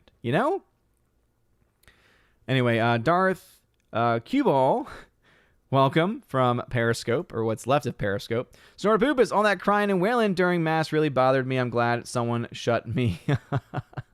Yeah, and again, I want to be the person where I am not the one that's just going to let, my child just go crazy like that. Daniel Thorne says, I'm seeing a lot of 4 to 5 star reviews of Dune on Letterboxd. It's sad we might have to wait to 2025 to get the next one. Yeah, and I mean, that's kind of what we knew that was going to be a thing because they were not filming these at the same time because they didn't really know exactly how well or how poorly this film is going to do. I still have some doubts about whether it'll be financially viable. Again, as I said, right now in the early showings, it's made about $8 million in the first day or so. It's expected to make around $20 million internationally. Eventually, it is going to get released domestically, and we'll of course just have to wait and see how well it does. Obviously, HBO Max is going to take some of those numbers away, but if the word of mouth is good, and right now it seems to be, enough people could get motivated to go see it in IMAX and higher paying, more premium formats, and that could have an impact. The Rookie Critic also, thank you again for that super chat. 10 minutes ago, he says, my next short film, The Fat Speedster, coming soon. Nice, good sir, nice. Awesome one then says, no SJW cry room. No, we don't have those. It's just for the actual children. Mark McMinn, what's going on? Dude, thank you very much. Appreciate it. Mr. Peabody, what's going on, good sir? Thanks for being here. Appreciate it. Again, everyone, if y'all smash that like button, please. Jean Hu says, of course, he's not much of a crier. He's Thor. He is a baby, though. He is baby Thor. And there are times that he does cry. But David Carradine says, the best parenting advice my parents and myself have received was from Italian grandmother. She said, let the baby cry like when they are down being at pain at home. She said to let the baby cry like when they are down or being at pain at home. There's a lot of studies to show that there are times when you just have to let the baby cry. However, again, there's very specific times when you do that. There's very specific times when you do that, especially when you're getting them used to sleeping at night. As I said, he has been pretty good for a very long time. In fact, I have a monitor in front of me right now, and he's just out. He's always been a very, very good sleeper. Thursday Warrior says, I'm with you on the crying kids thing. I think it's partly an introvert trait. Yep, absolutely. Because to me, because I'm introverted, it's just like all like building up in myself. And then Thirsty Warrior says, Odin dead naming? For shame. You see, that would require me to acknowledge that dead naming is actually a thing. But if I don't acknowledge that dead naming is actually a thing, because I acknowledge biological fact and reality, then how can I be dead naming if I don't even believe that I'm doing it? Because I don't believe that is such a thing. Just saying. Because at the end of the day, guess what? They're men. And therefore, they are the Wachowski brothers.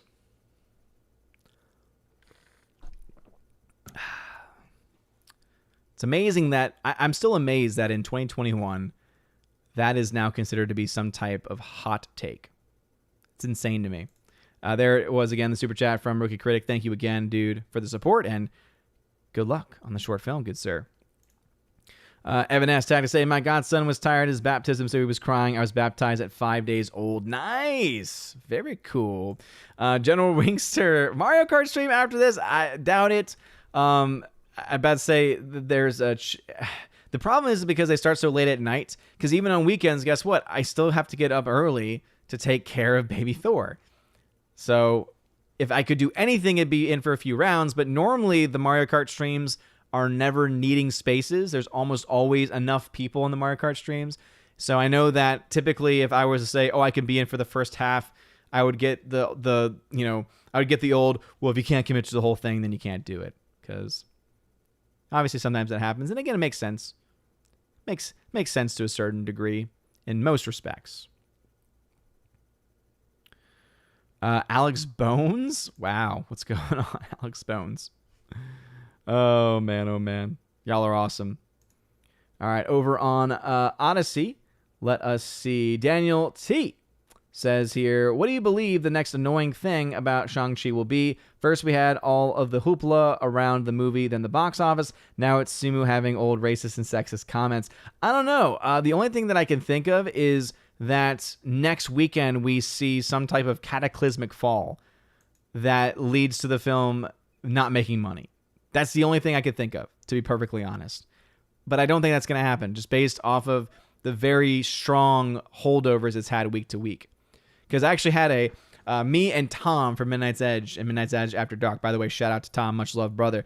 But we were not on FNT at the same time because the panel was already, it was too big for that. So when I left and he came back on, before that, he was in the chat backstage though, and so me and him kind of had like a little mini argument / debate over whether Shang-Chi is going to make any money.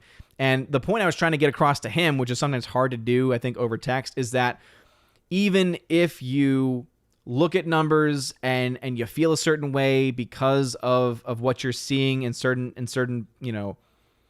sections of the world, or sections of the internet maybe, or just the general perception of how people are feeling, when you compare any big budget film to historical reality, to historical trends, and this includes COVID time, what we've seen is that these films have been performing pretty much on par with the range that existed prior to COVID, and in some cases have actually performed better than the typical standards, because of these strong week-to-week holds, specifically in the domestic market. Great example of this would be Free Guy.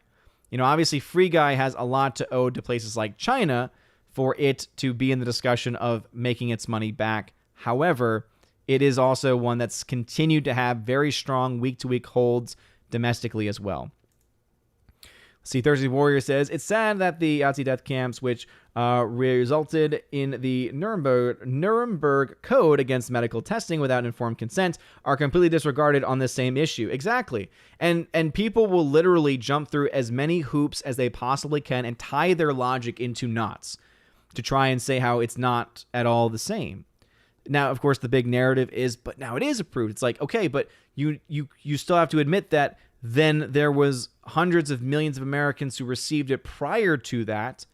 And the question, I think, has to be asked, how much did the people giving that, as far as the pharmaceuticals are concerned, how much did they know about any potential side effects? Because now we're seeing that there are side effects. Now we are seeing that it is leading to, in some cases, it's leading to death. As, again, all vaccines at some point, right, have that.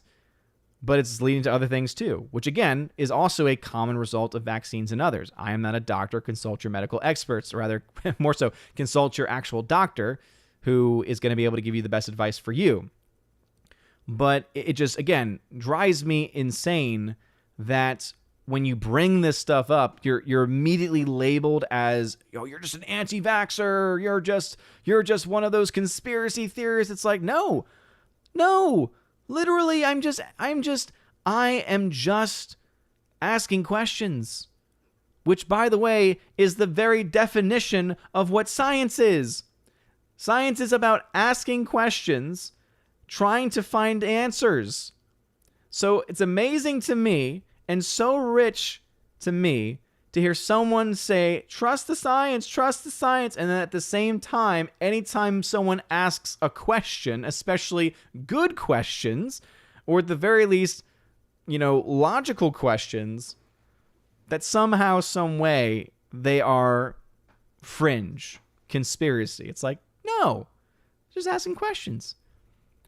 Awesome one. How far are we from the Romans verse, for your sake we face death all day long. We are considered as sheep to be slaughtered. Well, this is already a true fact. We can die at any time from anything. I mean, so, I've always looked to that verse and I've always understood it, not just in obviously the looking at the persecutions that were going on in the early church and throughout the history of the church, but I mean, in the fact that every single day we are facing death, especially spiritual death, because we are facing sin and temptation every single day. We always have to remember that there is this literal sense and spiritual sense, anagogical sense, and moral sense that exists within Scripture. Again, basically, there's this multi-layered discussion. And yes, we have talked about the Dune box office. But obviously, I go where I like, so using a quote from Socrates, credited to Socrates by Plato in his work, The Republic, I go where the wind of the argument carries us. I go where the wind of the discussion carries us. And a lot of people are talking and wanting to talk about other things, and I have no issue with that. But we have talked about the Dune box office. And for anyone that's missed it, right now it's made about $8 million in its first days offshore. It's expected to make around $20 to $25 million in the 16 markets that it's open in. Whether or not this is a really good sign or not is hard to tell, because by doing this type of delayed release like they're doing, the way that I specifically normally track films really doesn't exist at this point.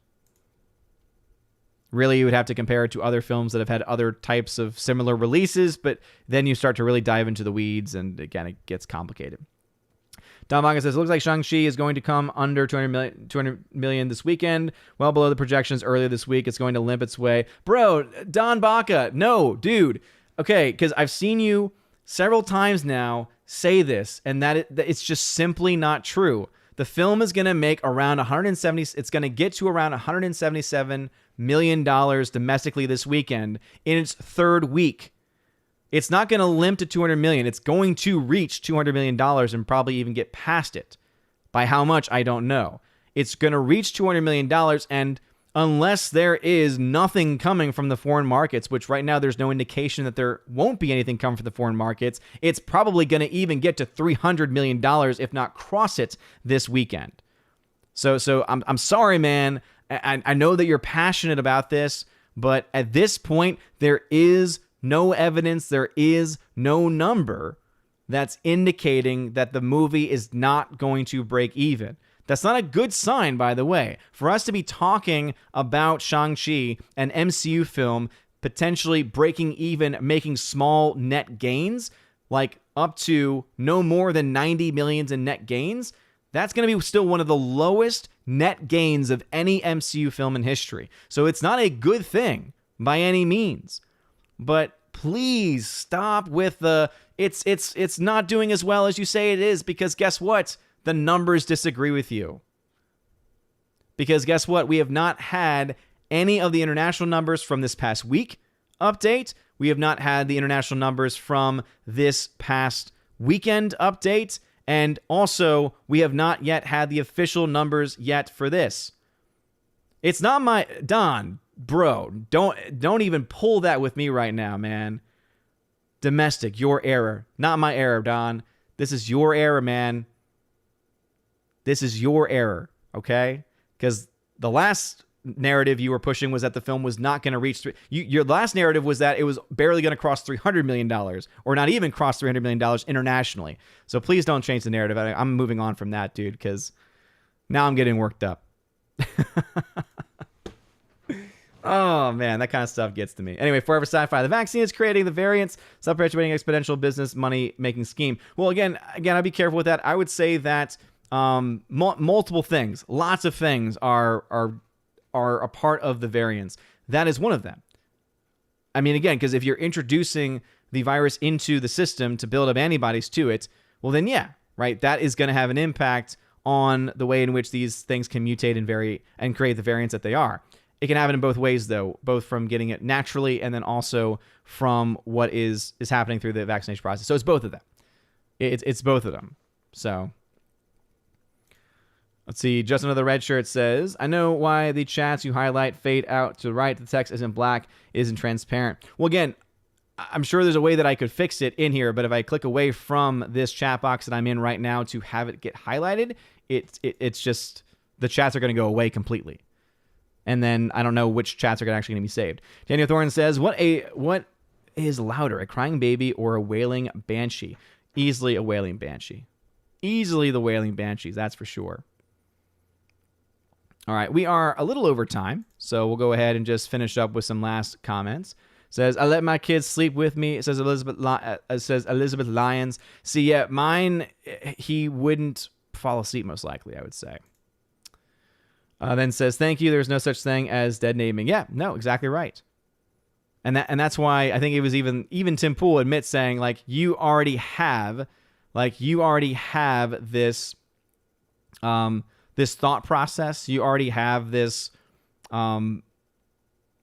ideological framework built into the rules of these various platforms.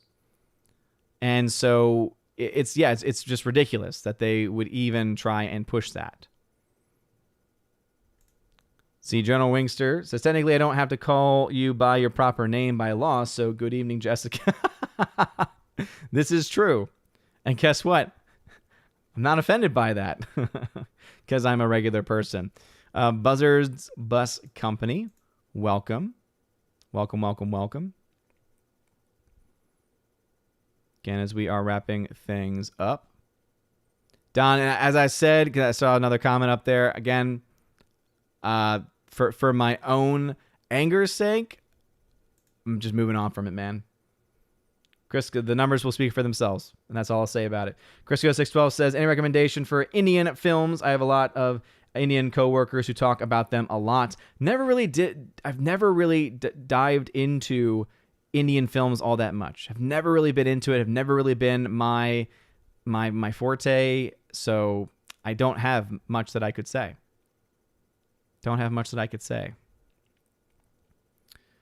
Let's see. Lusu. Yeah, absolutely. Absolutely. For sci-fi, vaccine deaths over the last year have outpaced the previous 20 combined. Yeah, and I think a lot of that has to do with the fact that you're not having something that goes through the normal paces that it does. And also, I can't think of many in recent memory, as far as vaccines are concerned, getting this type of push from not just the pharmaceutical companies, but also from almost every level of government, and also from some of the largest church and faith-based organizations as well.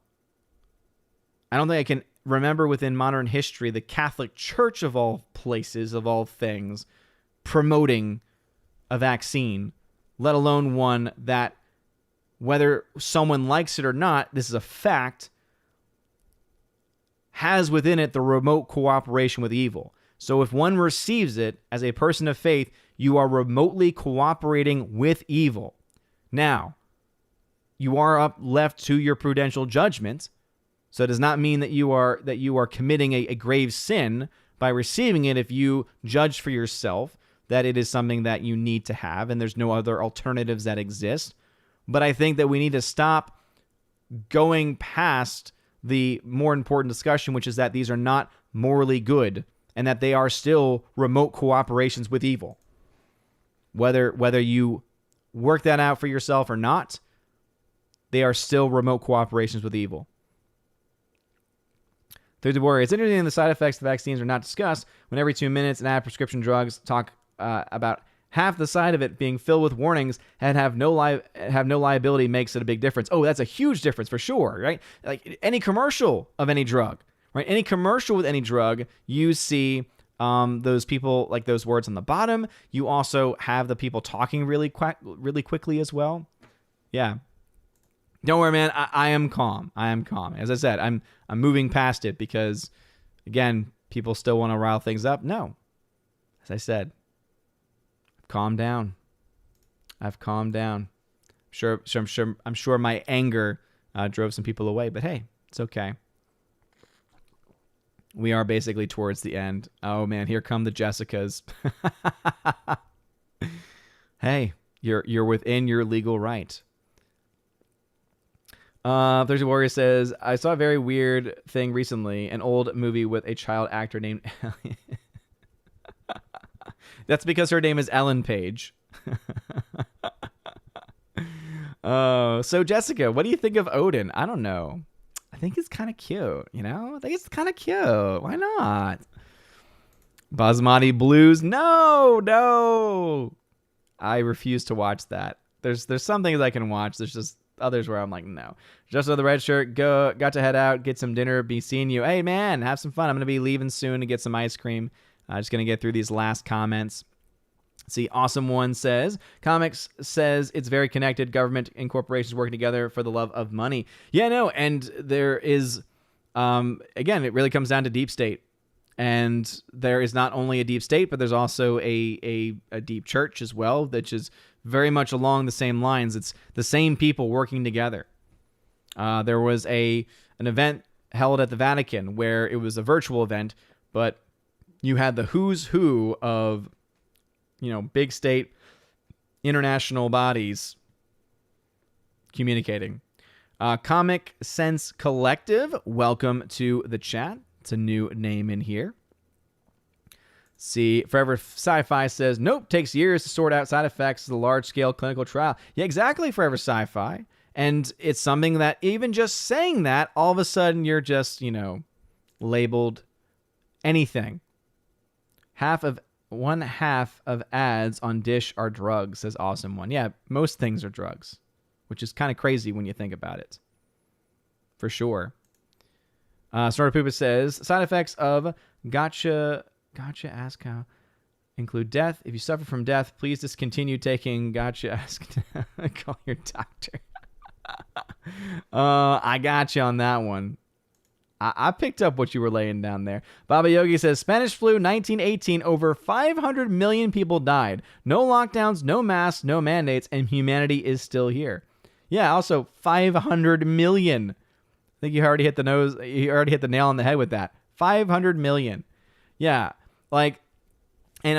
even what's his first name? Even Jordan Peterson recently put out a tweet where they were talking about hospitalization rates. And essentially what they found is that when you poll most Democrats and ask them what do you think the hospitalization, not death rate, hospitalization rate is for COVID, the number was around 50% is what they claimed. And he mentions, and I don't have, because I actually want to look this up to see if it's true or not, but it's obviously not 50%. In fact, he said it's closer to 2%. So that, to me, is also something that we don't talk a lot about either. So we're not only dealing with something that has an incredibly low mortality rate, especially for people who don't have comorbidities, but then also even the hospitalization rate is incredibly low as well. And yet so many people are treating this like something like a Spanish flu, where you had hundreds of millions of people hundreds of millions of people die. And that's the other thing too. And I guess I'll end with this on that point.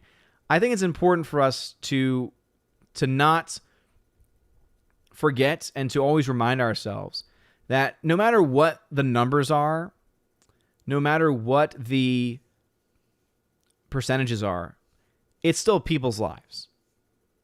It's still people. It's still human beings. It's still human souls. And so I don't ever want to fall into the trap of trying to act as if a statistic, even if it is a small statistic, is somehow not important, because that is not true.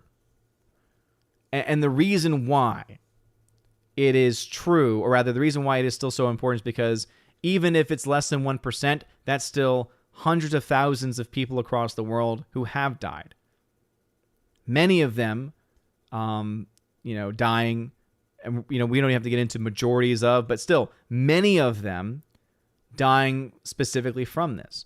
And since we already also have much conversation about this being something that was man-made, not something that developed from nature, but being rather something that happened from a lab, right? Now that's a part of the mainstream narrative, right? The lab leak hypothesis is no longer fringe conspiracy stuff.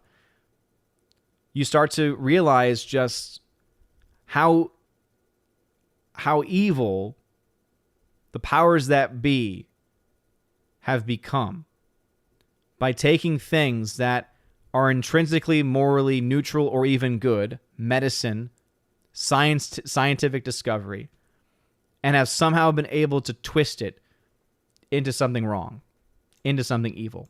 But anyway, that is going to be it for me tonight, everyone. Thank you very much for putting up with the delayed start and for sticking around a little bit longer as well.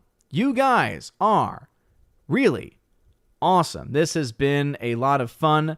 As always, remember to, in future streams, put @Odin at the very beginning of your comments, unless you're a member, because that tells me you're trying to get my attention, as there are just, again, tons of chats I fall behind all the time as well. I'm also going between different chats as well. Relina over on Odyssey has the last question saying, OM Shanti Om and Blue Barber, both from the 2000s, are two Indian movies I would recommend, especially for those new to Indian films. Okay, well, there you go. Relina has a bit of the insight there. So if you could please, as we are finishing up the stream, if you could smash the like button if you're watching on YouTube, light up that fire button if you're watching on Odyssey. It really would mean a lot. And before I play the YouTube outro video, I'll go ahead and do what I normally do, which is, of course, shout out my members who are at the Army of Asgard level and above, because one of the perks that you get for being a member at the Army of Asgard level and above is that your name gets shouted out at the end of every single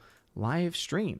And so let me go ahead and just click these right boxes. So a huge shout out then to Malvin, Dolores Ed, Twirly Wolf, Low Pro, Farrah Lovely, Valiant Renegade, Jonathan Marshall, Eric K, Cornelis Schultz, Fedigator, Gonzalo Bergali, George Molo, Grimm's Math, Wicked Plumber, Gomer Kyle 79, Kara Tharp, Damn Walking 55, M Tax Shark, Forever Sci-Fi, Rosie G12, Andrew Hoyle, Orange Chat Reviews, Jay Stowe, and Aiden Vickery. Thank you all very much for being a part of the membership here. And if you want to have your name shouted out or to get a plethora of other various perks, check out the links in the description below for more information about how to follow me on various social media platforms and support the channel if you so choose to do so. That top link is a Willow link, which brings you to all of the various links. You can find a lot of that stuff on my website as well, ombreviews.com.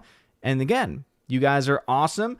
Tomorrow I will have an updated box office video, and we will see exactly how much more money Shang-Chi has made. As I said last week, it is on pace to be able to make its money back and then some. Not impressive by any means compared to other Marvel films, but hey, for a film to have been costing $150 million and make its money back, kind of a rare feat in today's modern market. But anyway, you guys are awesome. Should also have a Chosen of Valhalla Part 1 stream tomorrow, closer to 1:30 p.m. or so, and just stay tuned for that once I figure out the whole mass situation and everything with Baby Thor. We'll work that out. So if nothing happens tomorrow, we'll definitely have one for next week. But anyway, now it's time to get some ice cream. Kara Tharp's getting some ice cream as well. Boom! It's ice cream party time. Ice cream party, ice cream and cake and cake. Ice cream and cake and cake.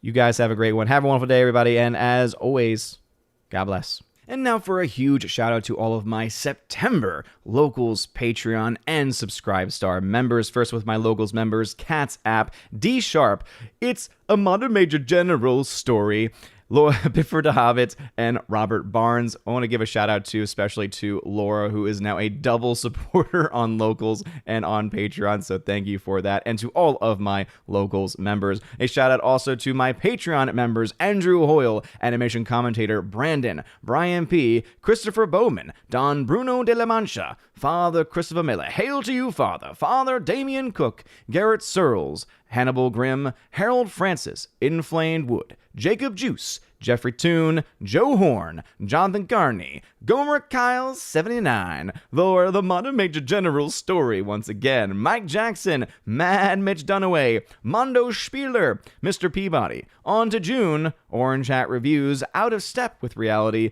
Priscilla Hall, Rosetta Ullen, Teresa Martin, Theodore Bendon, Tina Bojan, and Tina B., the Empress of the Universe. And a shout out also to my Subscribe Star members, The R, Fast Reaction, Nosferatu Gatsu, John B., Perpetual Punster, Mr. Roy, Glinzer, J. Alex McCarthy Jr., Dean Heiss / the new number 2, J-Rod the Beer Guru, and ZK Man. Thank you all very much for supporting the channel.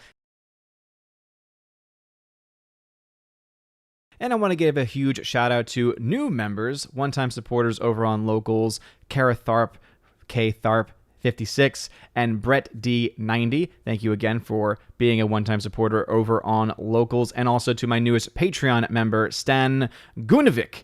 And hopefully I pronounced that correctly, but thank you for being my newest members. It really does mean a lot. And if you want to have your name shouted out at the end of every single video or live stream on the main channel, please check out the links in the description below, specifically that top link, which will bring you to all of the links to my various social media pages and also places of support as well. And remember that if you join at the Army of Asgard level, you also get access to giveaways of 4K titles. Right now, I have a live giveaway of Snatch on 4K Steelbook. I've also got ones for Dread, Wrath of Man Blu-ray. I've also got A Quiet Place Part 2 on 4K. I've got Top Gun on 4K, Sicario on 4K, tons of films and more to come, especially as more films are getting released for those giveaways. At the Keeper of the Bifrost level, you get all of that, plus you get access to an exclusive podcast that I do with John the Flick Pick Flickinger. Not only do you get to listen to the podcast, you also get to ask questions that we answer as much as we can and as fully as we can in a much more, I guess you could say, uncensored way, but again, a much more free-flowing way for our members over there at the Keeper of the Bifrost level and above. And if you join the Chosen of Valhalla level, you get access to all of those things, plus in your first month, you get a free t-shirt, your choice, and I send it to you no matter where you are in the world. And also, you get to once a month be featured on the channel in the Chosen of Valhalla live stream, where we talk about movie, news, and pretty much anything that you want to talk about. So if that all sounds like fun to you, check out those links below. You're all amazing and beautiful people. Hope you all have a wonderful rest of your day. And as always, God bless. And because I happened to miss it in the DLive chat, I want to shout out Daniel Thorne for the 3 ice cream donations. Goodbye, everybody.